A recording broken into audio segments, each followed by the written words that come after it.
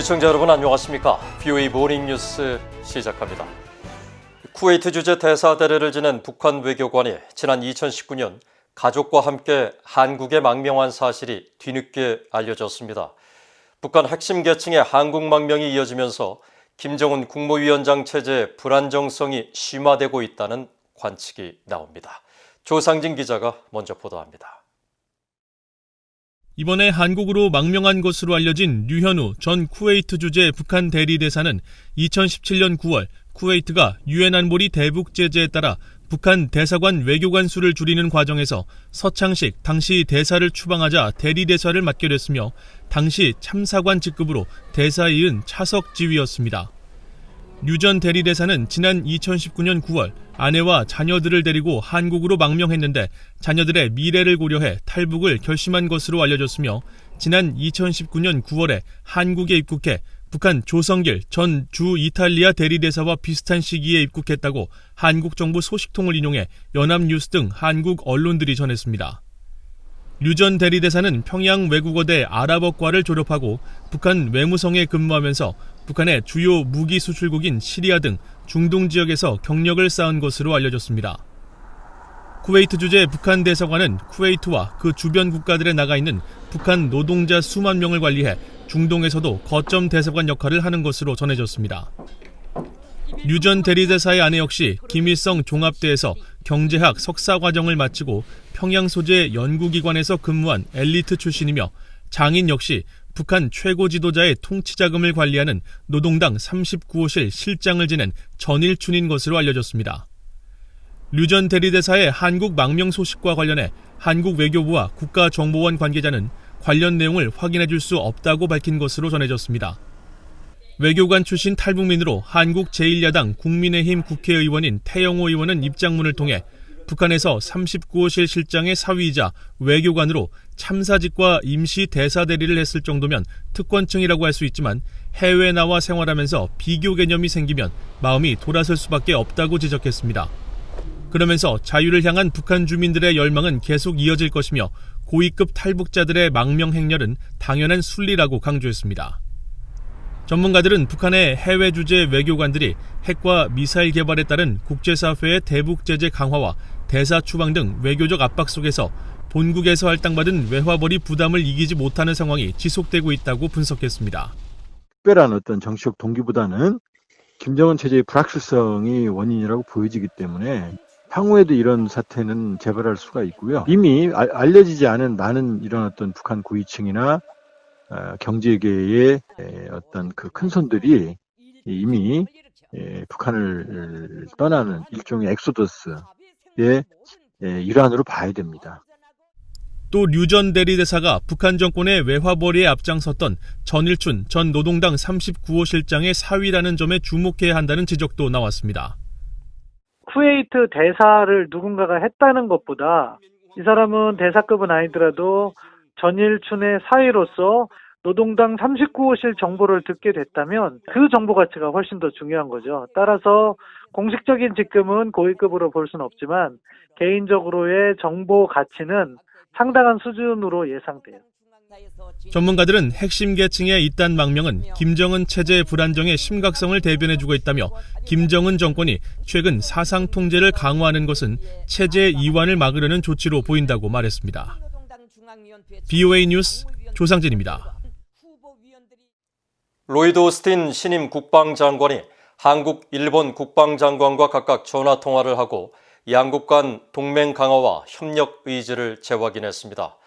미국과 한국의 안보실장도 통화하며 북한 문제 등의 긴밀한 공조를 약속했습니다. 박정주 기자입니다.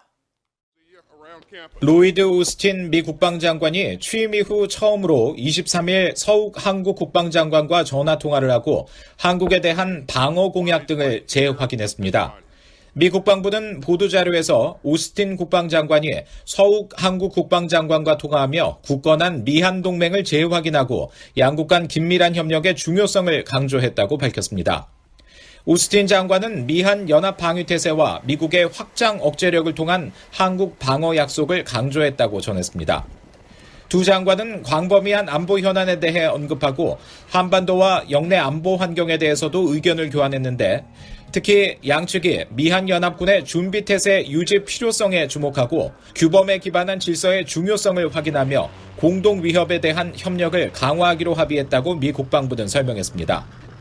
한국 국방부도 24일 서욱 장관과 오스틴 장관이 통화해서 미한 동맹의 굳건함을 재확인했다고 밝혔습니다. 특히 미한 동맹이 상호 보완적이며 미래지향적 동맹으로 지속 발전되도록 함께 노력하고 언제든지 미한 동맹 현안을 포함한 상호 관심사에 대해 허심탄회하게 소통하기로 했다고 한국 측은 설명했습니다. 오스틴 장관은 이에 앞서 일본의 기시 노부오 방위상과도 통화했습니다. 미국 국방부는 오스틴 장관이 기시 방위상과의 통화에서 미일 동맹에 대한 미국의 공약과 인도태평양 지역 평화와 안보에서 미일 동맹의 중요성을 재확인했다고 밝혔습니다. 두 장관은 인도태평양의 광범위한 안보 현안에 대해 논의하고 신종 코로나 바이러스 사태로 인한 어려움에도 불구하고 동맹의 준비태세를 보장하는 방안에 대해서도 의견을 교환했습니다. 이와 함께 해노코 후텐마 대체기지 건설에 관한 지속적인 노력을 포함해 미군의 재배치 구상을 계속 이행할 필요성에 대해 논의했다고 미 국방부는 설명했습니다. 오스틴 장관은 또 센카쿠 열도가 미일 안보조약 제5조 적용 대상에 포함되며 미국은 동중국해에서 현상 유지를 변경하려는 어떤 일방적인 시도도 여전히 반대한다는 점도 재확인했습니다. 오스틴 장관은 북한 문제와 관련해 유엔 안보리 대북결의 이행에서 일본의 계속된 지도력에 사의를 표했습니다. 또 인도태평양 지역의 안보 제공에서 동맹이 계속 수행하는 역할에 대해 일본의 기여를 강화할 것을 권고한 것으로 전해졌습니다. 기시 방위상은 오스틴 장관과의 전화회담 뒤 기자들에게 북한 핵과 탄도미사일과 관련해 CVID를 견지하며 이에 합당한 방안을 추진하는 데 의견을 같이 했다고 전했다고 일본 언론들이 보도했습니다. VOA 뉴스 박형주입니다. 현직 미국 정보당국자가 북한 문제 해결을 위해 한반도 주변국들이 참여하는 육자회담 등 다자 방식을 추진할 필요가 있다고 말했습니다. 중국을 이해관계자로 만들고 한국 등 동맹과는 긴밀한 조율을 할 수 있다는 이점이 있다는 건데 현실성이 높지 않다는 전직 당국자의 분석도 나왔습니다. 함지아 기자입니다. 시드니 사일러 미 국가정보위원회 북한 담당관은 22일 전략국제문제연구소 CSIS가 개최한 온라인 토론회에 참석해 육자회담 같은 다자화가 북한 문제의 해법이 될 수 있다는 점을 시사했습니다. Keeping China as a stakeholder, coordinating closely with Seoul and Tokyo, leveraging Moscow, which can be very useful at six-party talks at times. This a re-multilateralization, if we could use that term, would allow us to really have greater trust and coordination on North Korea going forward. 오바마 행정부에서 백악관 국가안전보장회의 NSC의 한국, 일본 담당 보좌관과 국무부 육자회담 특사를 지내고 미국 국가정보국 DNI와 중앙정보국 CIA에 근무하는 등 미국 정부에서 40년 가까이 북한과 한반도 문제를 다뤄온 사일러 담당관은 그러면서 비핵화를 위해 부시 행정부 때 추진됐던 육자회담, 즉 다자적 접근법은 트럼프 행정부 이전까지 지속됐다는 점을 강조했습니다. An approach that was continued by the fact that we still had a special envoy for six-party talks, through the Obama years, even when six-party talks hadn't happened, because the commitment to the multilateral approach to this issue. 현재 사일러 담당관이 재직 중인 국가정보위원회는 미국 국가정보국 산하 기구로 국가안보와 관련된 정보를 취합, 평가해 백악관과 내각 등에 공급하는 역할을 하고 있습니다.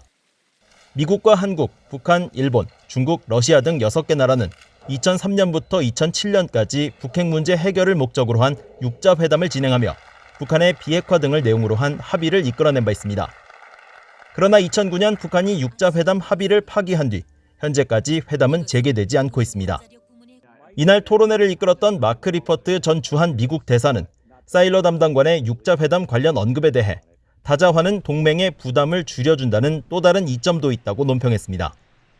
그러나 같은 날 민간 연구단체 평화연구소가 개최한 간담회에 참석한 조셉윤 전 국무부 육자회담 수석 대표 겸 대북정책 특별 대표는 육자회담에 대한 북한의 인식이 좋지 않다는 점을 들어 회담 재개 가능성을 낮게 봤습니다. They've always wanted the optic of going mano a mano with the US, and they like that. They see, we're going against the US. It's not about South Korea, China, and so on. It's about us and US. 사일러 담당관은 이날 토론회에서 북한의 비핵화와 남북관계 발전이 별개의 사안이 될 수 없다는 점을 지적했습니다. 역사적으로 볼 때 한반도 내 중요한 이슈들, 이를테면 남북과 비핵화, 일본인 납치 문제 등은 일부 진전을 보이고 나머지 사안들은 진전을 보이지 않는 양상을 보였는데 진전을 이룬 사안도 결국 지속되지 않아왔다는 겁니다. 따라서 북한이 비핵화에 진지해지기 전까진 남북관계에 지속적인 발전이 있을 수 없다고 사일러 담당관은 강조했습니다. BOE 뉴스 함자입니다. 미국 국무부가 이란, 북한, 시리아 비확산법 위반 혐의로 북한 군수공업부 소속 관리를 제재 대상으로 지정했다고 밝혔습니다. 국무부는 지난 22일 연방관보에 이란, 북한, 시리아 비확산법을 위반한 개인과 기업 명단을 공개하고 현재 중국에 거주하는 북한 노동당 군수공업부 관리 리명남을 제재 명단에 올렸다고 밝혔습니다. 국무부는 또 리명남과 함께 닝보 배트 에너지 테크놀로지 등 중국 기업 2곳도 제재 명단에 추가했다며 이번 제재 결정은 지난 13일 발효돼 앞으로 2년간 지속될 것이라고 강조했습니다. 이란, 북한, 시리아 비확산법은 다자간 수출 통제 물품과 대량 살상 무기, 탄도미사일 개발에 기여할 수 있는 물자나 서비스, 기술 이전에 관여한 개인과 기관을 제재하기 위해 만들어졌으며 제재 대상에 포함되면 미국 정부와의 계약과 군수품 매매가 전면 금지되고 수출 면허도 정지됩니다. 한국 정부가 북한과의 지키지 못할 약속을 위해 자국 내 민주주의를 훼손하고 자유를 억압하고 있다는 보고서가 미국에서 나왔습니다. 미국의 민간연구단체인 브루킹스 연구소는 22일 한국 민주주의에 드리운 북한의 긴 그림자라는 제목의 보고서에서 문재인 한국 대통령이 북한과의 화해 협력을 최우선 과제로 삼으면서 자국민들의 자유를 선택적으로 억압하는 데 대통령의 권한을 사용하고 있다고 지적했습니다. 그러면서 한국 정부가 북한 문제를 다뤄온 인권단체들에 대한 강한 압력을 행사하고 있다며 인권 문제에 대한 시민사회의 노력을 억압하려는 시도는 북한 정권이 원하는 대로 한국을 조종할 수 있다는 김정은의 인식을 강화할 수 있다고 우려했습니다. 보고서는 또 한국 정부가 지난 남북정상회담에 한국 기업인들을 동반해 남북철도 사업과 북한 인프라 재건 사업 등을 제안한 것을 지적하면서 이 같은 한국의 대북정책 추진이 미국 조야의 우려와 한국 기업과 은행들에 대한 대북 제재 검토의 필요성을 불렀다고 밝혔습니다. 이어 고고도 미사일 방어체계 사드나 한일 군사정보보호협정, 지소미아 탈퇴 결정 등 한국 정부의 외교 정책들도 북한 문제와 관련한 한국의 신뢰성에 의문을 제기하게 만들었다고 지적했습니다. 로이드 오스틴 국방장관이 미한 방위비 분담금 협상에 조속한 타결을 추진하겠다고 언급한 가운데 미국의 전직 관리들이 한국의 대선 일정을 고려해 가급적 빨리 협정을 타결해야 한다고 지적했습니다. 한미연합사령관을 지낸 빈센트 브룩스 주한미군 전후회장은 최근 BOA에 적어도 한국의 대선 일정이 본격 시작되는 11월 이전에 양국이 합의에 이르는 게 바람직하다며 특히 협상 유효 기간을 예외적으로 3년으로 추진할 것을 권장한다고 밝혔습니다. 브룩스 전 사령관은 현재의 협상 교착 상황은 양국 정상의 정치적 셈법이 관여한 전례 없는 일이라고 지적하고 5년 시효로 할 경우 다음 미국 대선과 연계되기 때문에 3년 정도가 적절하다고 설명했습니다. 미첼 리스 전 국무부 정책기획실장은 많은 미국인들은 여전히 한국이 더 많은 방위 비용을 분담해야 한다고 생각한다면서도 지금은 동맹관계 회복이라는 더 큰 목표에 초점을 맞춰야 한다고 강조했습니다. 그러면서 바이든 행정부가 방위비 분담 문제 조속한 타결을 통해 북한과 중국의 위협에 초점을 맞추는 방향으로 협상을 추진할 것으로 전망했습니다. 이상으로 BOE 모닝뉴스를 마칩니다. 시청해주신 여러분 고맙습니다.